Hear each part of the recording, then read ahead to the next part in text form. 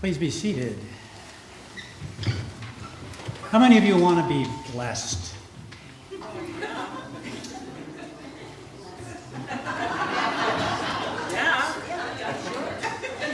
I sense your hesitance. After that gospel reading, Jesus, in the Sermon on the Mount, the most famous sermon ever, redefined what it meant to be blessed.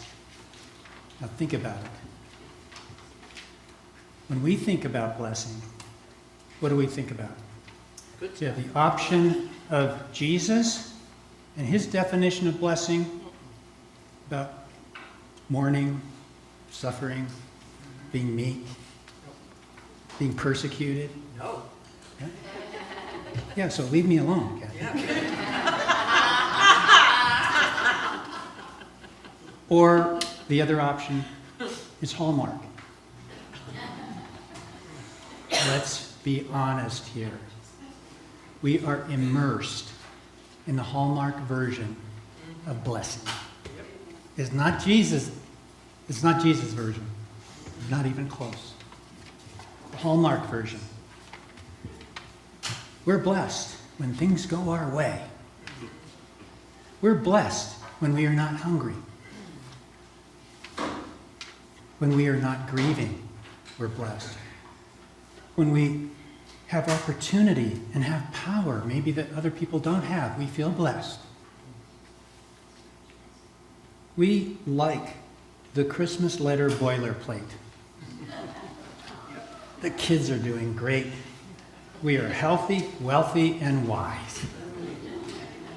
You've seen that boilerplate? And how connected did you feel to those people who write that boilerplate? Did you feel a depth of yearning, of longing, of community? No. If anything, you go to a space of comparison. Well, we're doing well too, you know. I should have listed my accomplishments on that letter. Every blessing that Jesus mentioned would have been considered a curse in his day. And so it is today. Our energy is geared towards running in the opposite direction of the blessings Jesus promises. We are afraid. That's a high demand to live into this world, to live into our lives, to feel grief. But one way or another, those blessings come. Jesus' blessings. And that's good in the definition of Good Friday. That's why we call it Good Friday. Because it is the most connective image we have between God and all creation. Is the suffering. The suffering. God stands at the cross saying, I get you. I know you. I know you are hurting, and I'm hurting with you. Let me take this Good Friday of yours, and let's walk together to Easter. That's an entryway. That's the pathway, the doorway, that we don't even want to open. We'd rather walk away from that.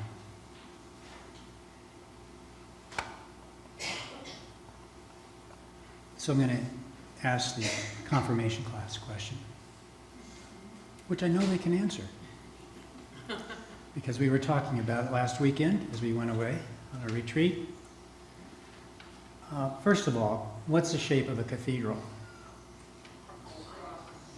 Cross, right? Cross. Thank you, Sinead. How many doorways does a cathedral have in it? 5. 5. Right again. Thank you. Why does a cathedral have 5 doors? Sinead, for 100% in a new car.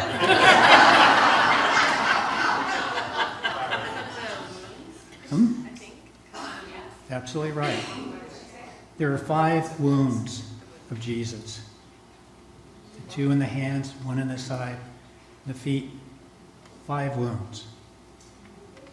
The architectural power of a cathedral is you have to walk through a wound into a sacred spot. It is a place of healing, of love, of renewal, of hope. And you enter it through a wound. It's the suffering that connects us. It's hard to go there. Don't want to walk through it. Very difficult. But that is how it works. Our wounds are what connect us, and therefore are the true blessings.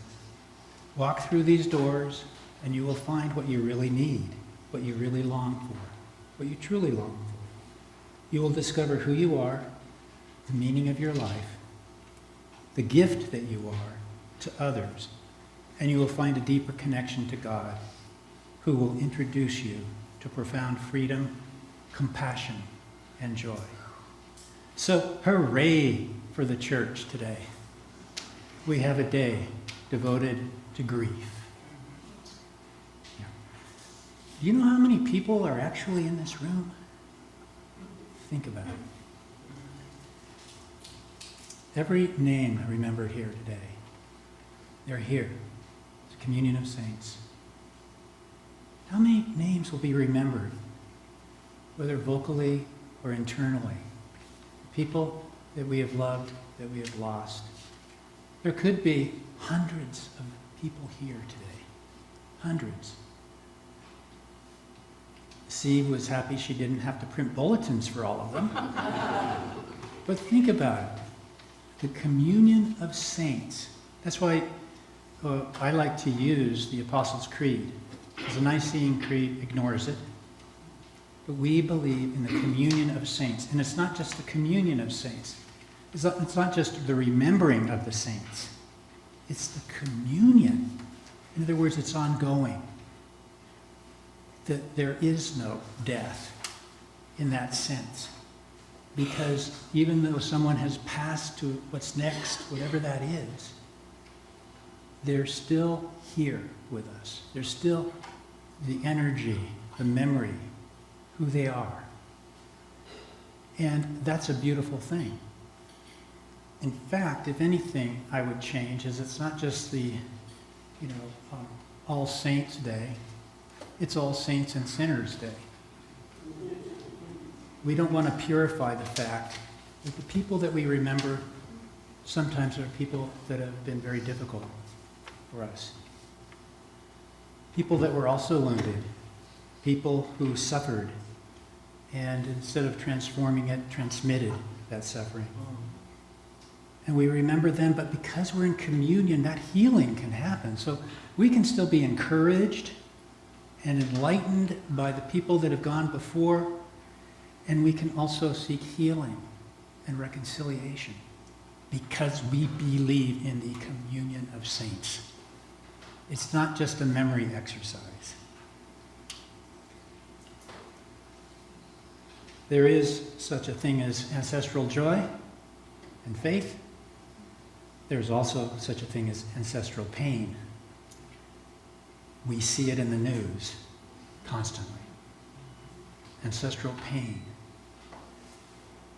A few weeks ago I mentioned Simone Weil, who said that false gods turn suffering into violence, but the true God turns violence into suffering. And I added that Jesus turned the suffering into compassion and empathy, healing and peace.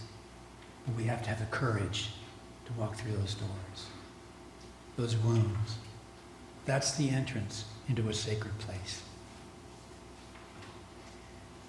We need not fear our ventures into our full and true story as individuals or as societies or as a world. God has been there already and is there now and invites us to remember, to acknowledge our connection and interbeing with all God's creation. May we always rejoice that we have a God of empathy. one who is with us in our loss. So let us walk with God through these wounds as doorways to God and ourselves and our neighbor. And let us rejoice that such passageways lead us to resurrection joy.